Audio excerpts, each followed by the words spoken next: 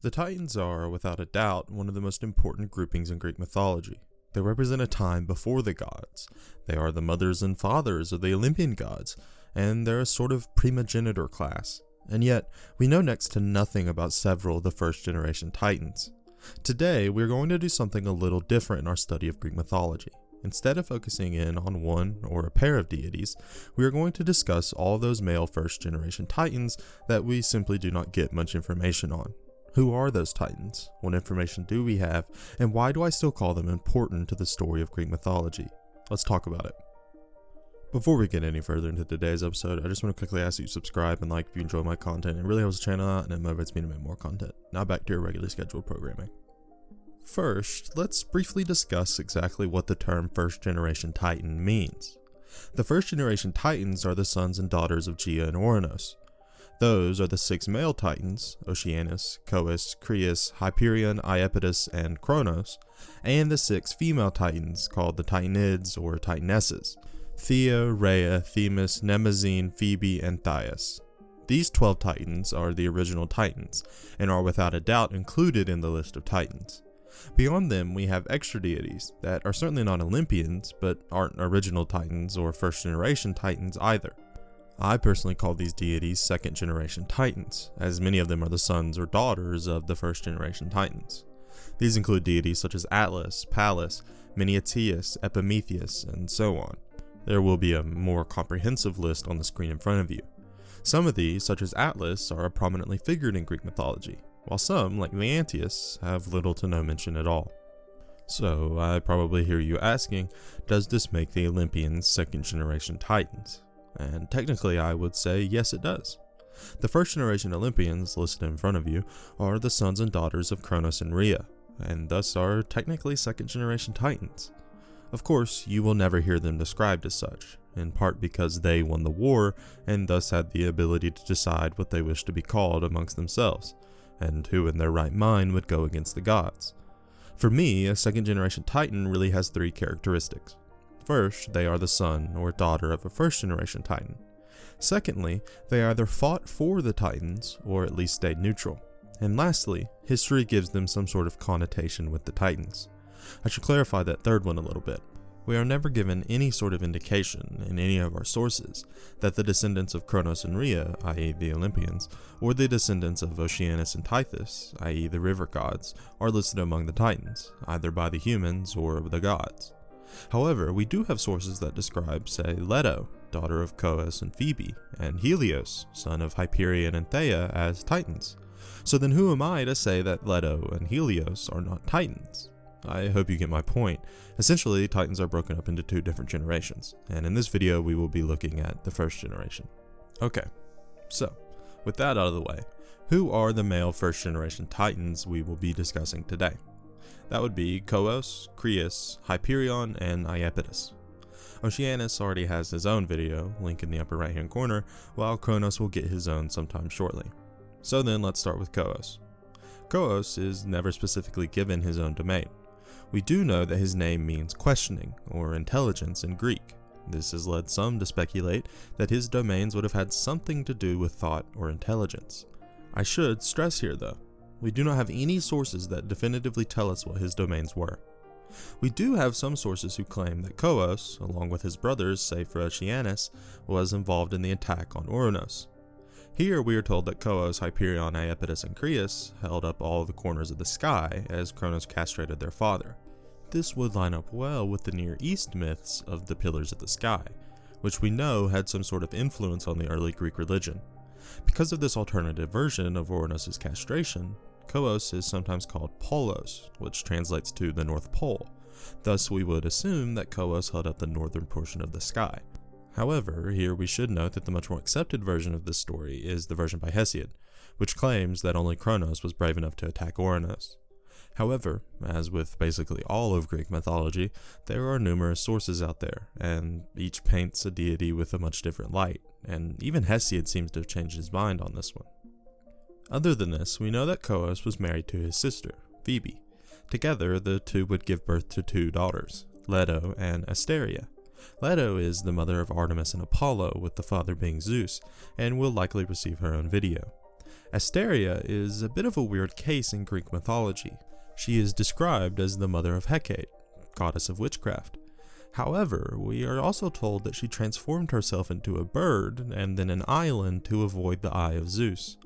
We are then told that Asteria, as an island, was the only place willing to give Leto refuge to give birth to the twins, as Hera had decreed that no land or island would be made safe for Leto. This island would later be consecrated by Apollo as his sacred land and become known as Delos, but it's a bit unclear if Asteria stayed in Delos after these events. We are told that Coeus fought with his brother Cronos against the Olympians, but we aren't told what, if anything, he did during that conflict. Coeus is imprisoned alongside his brothers, save for Oceanus, following the conflict in Tartarus. We are told that at some point Coeus became overwhelmed with madness and attempted to escape Tartarus. He snapped the chains that held him and would have escaped if not for Cerberus, the massive three-headed dog of the underworld.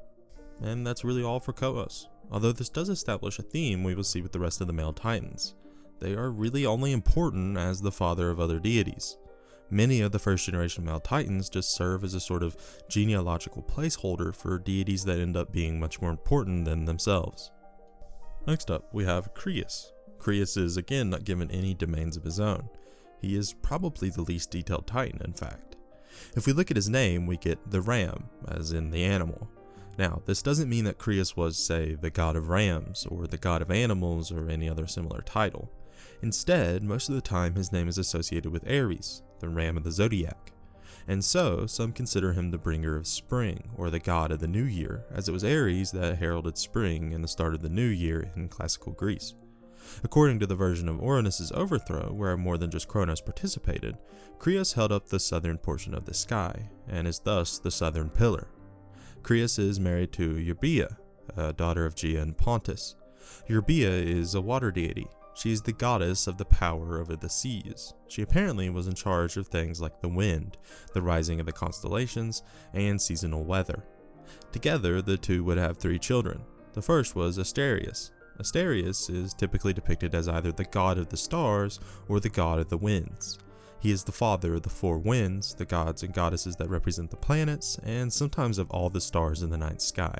The second was Pallas. Now, Pallas will have his own video detailing his children and wife, so I won't go too deep into detail.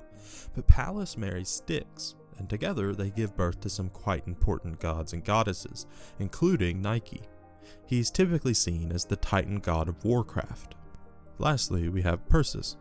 Perseus is a mostly genealogical figure, like father, like son, and serves primarily as the father of Hecate. We know next to nothing about him. Crius is imprisoned in Tartarus alongside his brothers following the conflict between the gods and titans, and after that we never really hear from him again. Next up we have Hyperion. Hyperion is typically seen as the god of heavenly light, and is sometimes conflated with his son, Helios, as the god of the sun.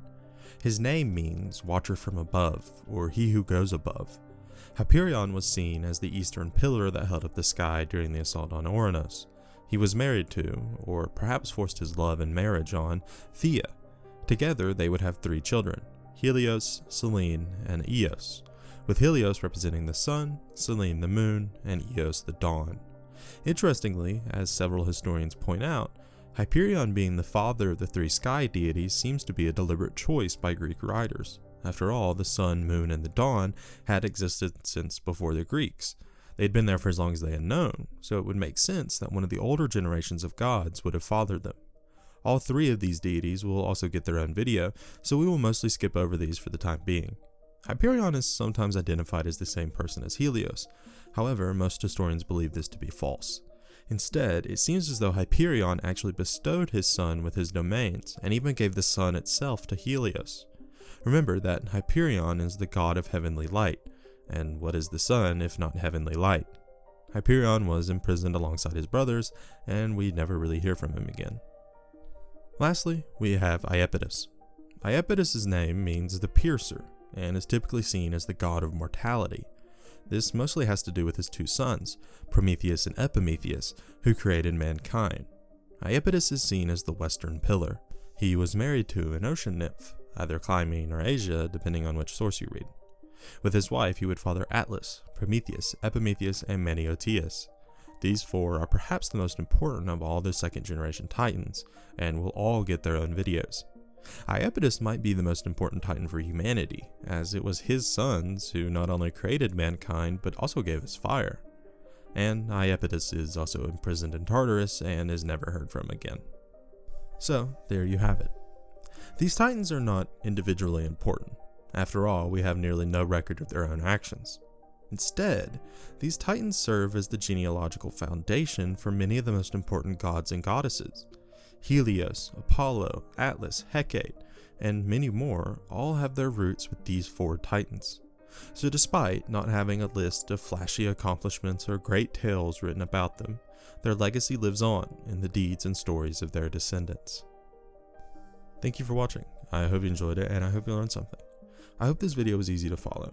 I normally don't like combining multiple deities into one video, as I feel it really takes something away from the study of the deities themselves. However, as you could probably tell throughout the video, the titans really just don't have that much written about them, so I felt it prudent to combine what would have been 4 3 to 5 minute videos into this one video. I hope it makes sense, and I hope I did the deities justice. If you have any comments or questions on the video, or believe I made a mistake, please comment down below, and please like and subscribe if you enjoyed. It really helps the channel out. Peace.